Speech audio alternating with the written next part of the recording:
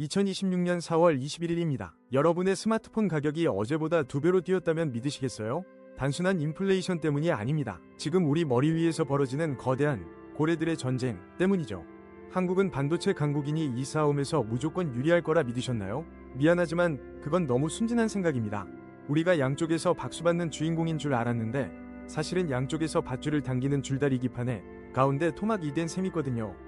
누구 한쪽 편을 들자니 시장이 날아가고 가만히 있자니 기술이 말라 죽는 상황. 이게 지금 대한민국의 진짜 모습입니다. 미국과 중국의 기술 패권 전쟁. 이건 단순한 자존심 싸움이 아니에요. 미래라는 이름의 한정판 장난감을 누가 독점하느냐의 문제입니다. 왜 하필 2026년일까요? 이제는 말로만 싸우던 단계를 지나 서로의 숨통을 조이는 기술 규제가 본격적으로 피를 흘리기 시작했거든요. 미국은 우리랑 안 놀 거면 장난감 부품 안 줘라고 협박하고 중국은 우리 시장에 안 팔 거면 공장 빼라고 으름장을 놓습니다. 그 사이에 낀 한국 기업들은 매일 아침 누구 전화를 먼저 받을지 고민해야 하는 처지가 된 거죠. 이게 그냥 기업들만의 문제일까요? 아닙니다. 여러분의 월급과 밥상 물가까지 전부 이 톱니바퀴에 물려 있습니다. 반도체 가격이 오르면 차값이 오르고 차값이 오르면 물류비가 뛰고 결국 마트 김치 가격까지 오르는 도미노 게임이 시작된 거예요. 평화로운 줄 알았던 우리 경제의 밑바닥이 사실은 쩍쩍 갈라지고 있었다면 어떠시겠어요? 이제 그 속을 들여다볼 시간입니다.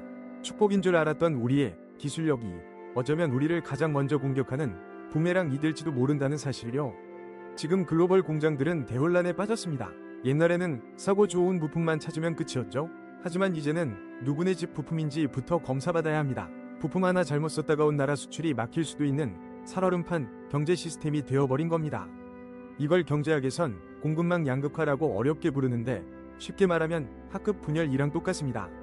미국파 친구들이랑 놀면 중국파 친구들이 매점에서 물건을 안 팔고 반대도 마찬가지인 상황이죠. 문제는 한국이 이 두 파티에서 모두 에이스 역할을 해왔다는 겁니다. 양쪽에서 서로 우리를 자기네 팀으로 데려가려고 난리예요. 하지만 이게 축복일까요? 아니요. 이건 양쪽에서 팔을 잡고 당기는 고문에 가깝습니다. 어느 한쪽 손을 놓치는 순간 우리 경제의 절반이 뜯겨나갈 판이거든요. 특히 반도체는 우리 경제의 심장입니다. 그런데 미국은 자꾸 이 심장을 자기네 앞마당에 옮겨 심으라고 압박합니다. 공장을 미국에 지으면 돈은 벌겠지만 정작 우리 땅에 남는 건 빈 껍데기뿐일지도 모른다는 공포가 밀려옵니다. 중국은 또 어떤가요? 우리 공장 안 돌려주면 한국산 물건 안 사줄 거야 라며 눈을 부라립니다. 이렇게 생산 비용이 오르면 결국 손해는 누가 볼까요? 대기업 회장님들? 아니요. 바로 우리들입니다. 물건 만드는 값이 비싸지면 기업은 절대 자기 이익을 포기하지 않아요. 그 비용을 고스란히 소비자 가격에 얹어버리죠. 이걸 우리는 패권세라고 부를 수 있을 것 같네요. 고래들 싸움 때문에 우리가 내는 일종의 벌금 같은 겁니다. 지금 환율이 춤을 추고 금리가 요동치는 이유도 결국 이 패권세를 누가 얼마나 감당할 것이냐는 눈치 싸움에서 시작된 겁니다. 비유를 하나 해볼까요? 전 세계가 하나의 거대한 내고성을 만들고 있었다고 생각해보세요. 그런데 갑자기 두 명이 대장이 싸우더니 내 브릭 쓰지 마 라며 성을 반으로 쪼개버린 겁니다. 이제 우리는 한쪽 성벽을 쌓으려면 예전보다 훨씬 비싼 값에 브릭을 사와야 하거나 아예 공사를 멈춰야 하는 상황에 직면했습니다. 이걸 유식한 말로 효율성의 종말이라고 합니다. 예전엔 가장 싼 곳에서 사왔지만 이젠 가장 친한 곳에서 사와야 하거든요. 친하다고 해서 사게 줄까요? 절대 아니죠. 우리 말고는 갈 데 없지? 라며 가격을 더 올립니다. 깡패가 따로 없죠. 이게 바로 스태그플레이션이라는 무시무시한 괴물의 먹이가 됩니다. 물건값은 오르는데 경제는 얼어붙는 최악의 상황이죠. 보통 물가가 오르면 금리를 올려서 잡으면 됩니다. 그런데 지금은 금리를 올리면 빚더미에 앉은 사람들이 먼저 쓰러집니다. 보일러가 과열됐는데 불을 끄자니 방안 사람들이 얼어 죽을 것 같고 계속 켜자니 보일러가 터질 것 같은 상황. 이해가 가시나요? 한국 경제라는 엔진은 지금 이 딜레마 속에서 연기를 펄펄 풍기며 멈춰 서기 직전입니다. 게다가 환율은 또 어떻고요? 전쟁 터질 것 같으면 사람들은 가장 안전한 돈인 달러로 도망칩니다. 우리 돈 원화 가치가 떨어지면 석유 사오고 밀가루 사오는 비용이 또 오릅니다. 엎친 데 덮친 격이죠. 정부는 괜찮다, 수출로 이겨내자라고 말하지만 사실 속으로는 타들어가고 있을 겁니다. 수출 시장이 반토막 나고 있는데 어떻게 수출로 이겨내나요? 이건 수학적으로 불가능한 미션입니다. 진짜 흑막은 이겁니다. 미국과 중국은 사실 한국이 잘 되는 것엔 관심이 없어요. 오직 상대방을 무너뜨리는 무기로 우리를 쓰고 싶을 뿐입니다. 우리가 기술 맹방이라며 치켜 세워주는 이유도 결국 자기네 총알바지가 되어달라는 소리예요. 씁쓸하지만 이게 국제정치의 냉혹한 현실입니다. 마치 두 명이 거인이 싸우는데 그 사이에서 가장 예리한 칼을 들고 있는 꼬마를 서로 자기 편으로 만들려는 것과 같죠. 꼬마가 다치는 건 거인들에게 중요하지 않습니다. 그럼 우리는 어떻게 해야 할까요? 그냥 시키는 대로 해야 할까요? 아니면 제3위기를 찾아야 할까요? 전문가들은 공급망 다변화라는 말을 합니다. 쉽게 말해 친구를 더 많이 사귀라는 뜻이죠. 미국, 중국 말고 동남아, 인도, 유럽이랑 더 친해져서 리스크를 쪼개라는 겁니다. 계란을 여러 바구니에 나눠 담듯이요. 말은 쉽지만 이게 정말 가능할까요? 반도체 장비는 미국이 쥐고 있고 원재료는 중국이 쥐고 있는데 말이죠. 우리가 스마트폰을 하나 만들려고 해도 미국의 설계도와 중국의 희토류가 없으면 깡통에 불과합니다. 이게 바로 기술 패권 전쟁의 진짜 무서운 점입니다. 단순한 돈 싸움이 아니라 존재의 근원을 흔드는 싸움이거든요. 이 과정에서 한국은 신흥 기술의 테스트베드라는 기회를 잡을 수도 있습니다.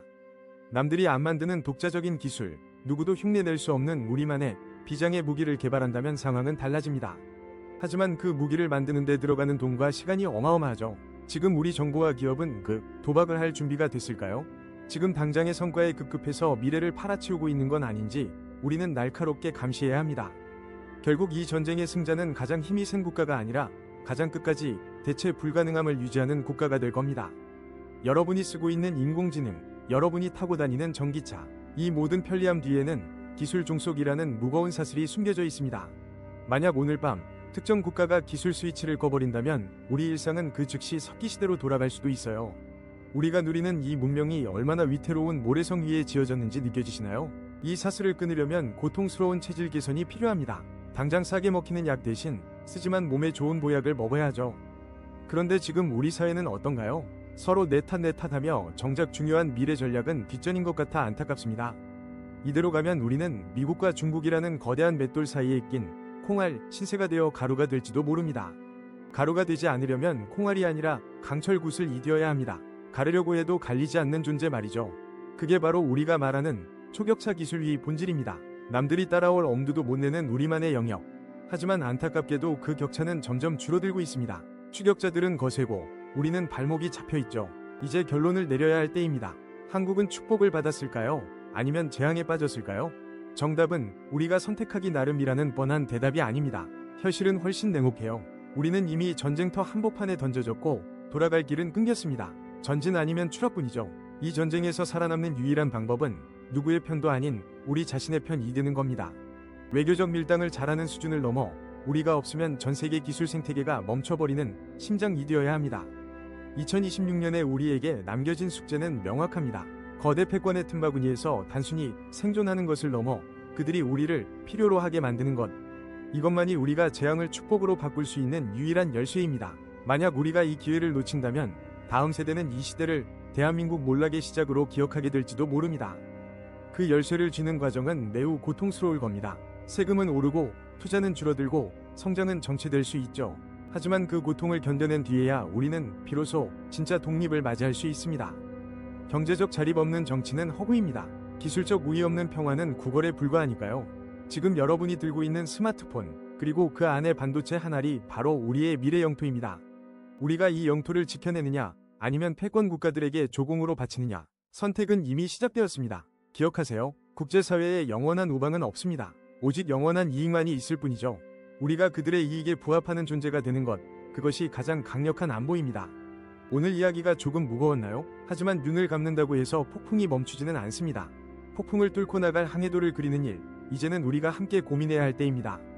지금까지 경제일기예보였습니다. 내일은 오늘보다 조금 더 맑은 미래를 꿈꿀 수 있기를 바랍니다.